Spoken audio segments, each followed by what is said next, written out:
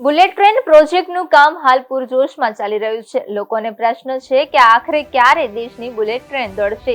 આખરે દેશવાસીઓને કેન્દ્ર સરકાર દ્વારા એક ખુશ ખબર આપવામાં આવી છે।